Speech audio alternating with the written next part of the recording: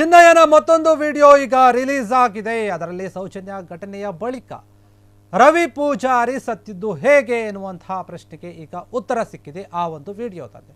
ಈ ಒಂದು ಸ್ಫೋಟಕ ಮಾಹಿತಿ ಚಿನ್ನಯ್ಯನ ಮತ್ತೊಂದು ವಿಡಿಯೋದಲ್ಲಿ ಬಯಲಾಗಿದೆ. 8ನೇ ವಿಡಿಯೋ ಬಿಡುಗಡೆ ಆಗಿರುವಂಥದ್ದು ಈಗ.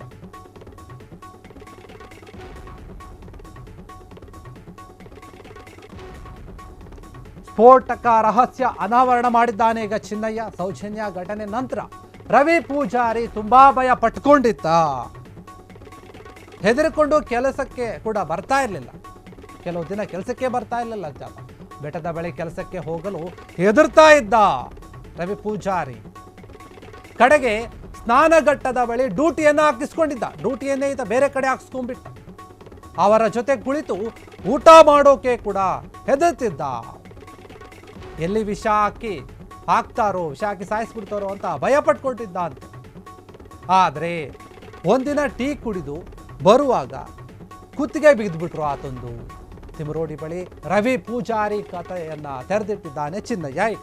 ಸ್ಫೋಟಕ ಮಾಹಿತಿ ಹೆಂಗೆ ರವಿ ಪೂಜಾರಿ ಸತ್ತ ಅಂತ.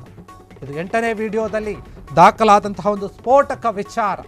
ಸೌಜನ್ಯ ಘಟನೆ ಏನಾಯಿತು, ಆ ಘಟನೆ ಆದ ಮೇಲೆ ರವಿ ಪೂಜಾರಿ ಯಾಕೆ ಸತ್ತು ಹೋದ, ಈ ಒಂದು ಕ್ವಶನ್ ಏನಿತ್ತಲ್ಲ ಅದಕ್ಕೆ ಸಂಬಂಧಪಟ್ಟ ಹಾಗೆ ಈಗ ಚಿನ್ನಯ್ಯ ಹೇಳಿಕೆಯನ್ನು ಕೊಟ್ಟಿರುವಂಥದ್ದು. ತಿಮರೋಡಿ ಅವರ ಬಗ್ಗೆ ಮಾತನಾಡುವಾಗ ಏನು ವಿಡಿಯೋ ಮಾಡಲಾಗಿತ್ತು, ಆ ವಿಡಿಯೋದ ಮತ್ತೊಂದು ಪಾರ್ಟ್ ಬಿಡುಗಡೆಯಾಗಿದೆ. ಇದು 8ನೇ ಪಾರ್ಟ್. ಇದು 8ನೇ ವಿಡಿಯೋ ಬಿಡುಗಡೆ ಆಗಿದೆ. ಇದರಲ್ಲಿ ಒಂದು ದೊಡ್ಡ ಮಾಹಿತಿ ಅಂತಾನೆ ಹೇಳ್ಬೋದು ಇದು. ಯಾಕಂದ್ರೆ ರವಿ ಪೂಜಾರಿ ಅನ್ನುವಂತಹ ವ್ಯಕ್ತಿ ಏನಿದ್ದಾನೆ, ಆತನ ಸಾವು ಹೇಗಾಯಿತು ಎನ್ನುವಂಥ ಒಂದು ಸತ್ಯವನ್ನು ಬಿಚ್ಚಿಟ್ಟಿದ್ದಾನೆ. ಇದರಲ್ಲಿ ಘಟನೆ ಆದ ನಂತರ ಸ್ಫೋಟಕವಾದ ಒಂದು ವಿಚಾರವನ್ನು ಚಿನ್ನಯ್ಯ ಈಗ ಹೊರಗಡೆ ಹೇಳ್ತಾ ಇರುವಂಥದ್ದು. ಸೌಜನ್ಯ ಘಟನೆ ಏನಾಗಿತ್ತು, ಅದಾದ ನಂತರ ರವಿ ಪೂಜಾರಿ ತುಂಬ ಭಯ ಪಟ್ಕೊಂಡಿದ್ದ ಅಂತ. ಈ ರೀತಿ ಆಗ್ಬಿಡ್ತಲ್ಲ ಅಂತ ತುಂಬ ಭಯ ಪಟ್ಕೊಂಡು ಗಾಬರಿ ಆಗಿದ್ದ. ಕೆಲಸಕ್ಕೆ ಬರೋಕ್ಕೆ ಕೂಡ ಆತಗೆ ಭಯ ಆಗ್ತಾ ಇತ್ತು, ಹೆದರ್ಕೊಂಡ್ಬಿಟ್ಟಿದ್ದ. ಅಷ್ಟರ ಮಟ್ಟಿಗೆ ಆ ಒಂದು ಘಟನೆ ಆತನ ಒಂದು ಮನಸ್ಸಿನಲ್ಲಿ ತುಂಬಿತ್ತು, ಭಯ ಹುಟ್ಟಿಸಿತ್ತು. ಬೆಟ್ಟದ ಬಳಿ ಕೆಲಸಕ್ಕೆ ಹೋಗೋಕೇನೆ ಆತ ಹೆದರ್ತಾ ಇದ್ದ.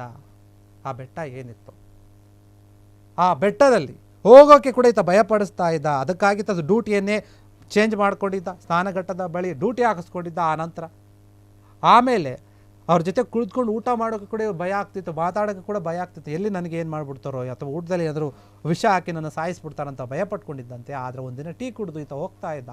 ಆವಾಗ ಆತನ ಒಂದು ಕತ್ತನ್ನು ಬಿಗಿದು ಬಿಟ್ರು ಎನ್ನುವಂಥ ಒಂದು ಸ್ಫೋಟಕ ವಿಚಾರವನ್ನು ಚಿನ್ನಯ್ಯ ಹೇಳಿರುವಂಥದ್ದು ತಿಮರೋಡಿಯವರ ಹತ್ರ. ಆ ಒಂದು ವಿಡಿಯೋ ಈಗ ಬಿಡುಗಡೆಯಾಗಿದೆ. 8ನೇ ವಿಡಿಯೋದಲ್ಲಿ ಈ ರೀತಿಯಾದಂತಹ ಒಂದು ಮಾಹಿತಿಯನ್ನು ಹೇಳಿದ್ದಾನೆ. ರವಿ ಪೂಜಾರಿಯ ಒಂದು ಕಥೆಯನ್ನು ತೆರೆದಿಟ್ಟಿದ್ದಾನೆ ಈಗ ಚಿನ್ನಯ್ಯ. ತಿಮರೋಡಿಯವರ ಹತ್ರ ಎಲ್ಲ ವಿಚಾರವನ್ನು ಹೇಳಿರುವಂಥದ್ದು.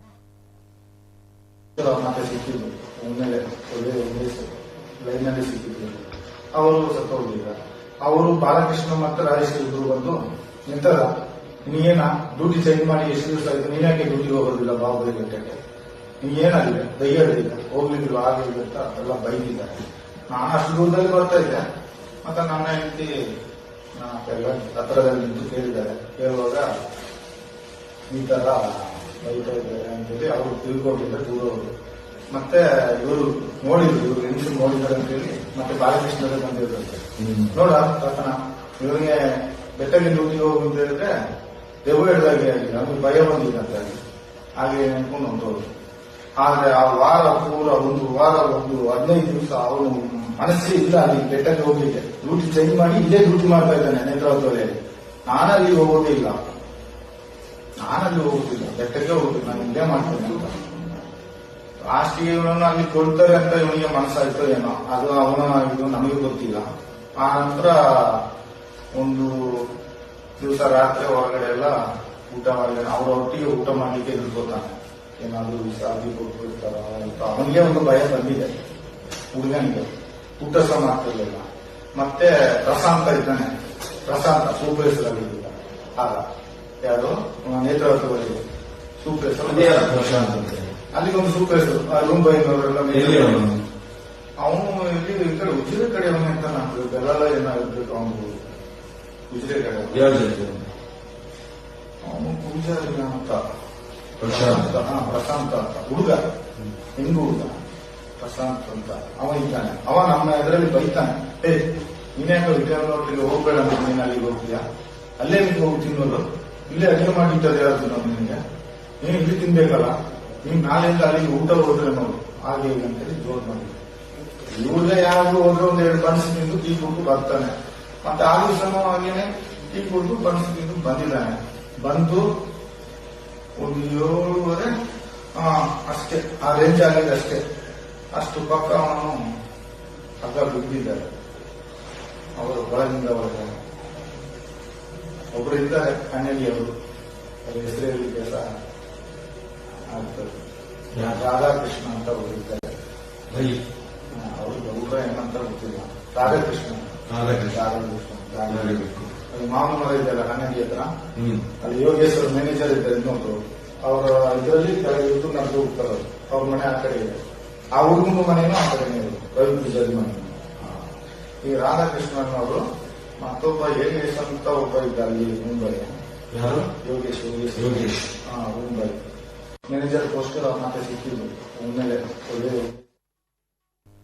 ಕ್ಷಣ ಕ್ಷಣದ ಸುದ್ದಿಗಳಿಗಾಗಿ ಫ್ರೀಡಂ ಟಿವಿ ಸಬ್ಸ್ಕ್ರೈಬ್ ಮಾಡಿ, ಲೈಕ್ ಮಾಡಿ ಹಾಗೂ ಫಾಲೋ ಮಾಡಿ. ಹೊಸ ಸುದ್ದಿಗಳ ನೋಟಿಫಿಕೇಶನ್ಗಾಗಿ ಬೆಲ್ ಐಕಾನ್ ಮೇಲೆ ಕ್ಲಿಕ್ ಮಾಡಿ.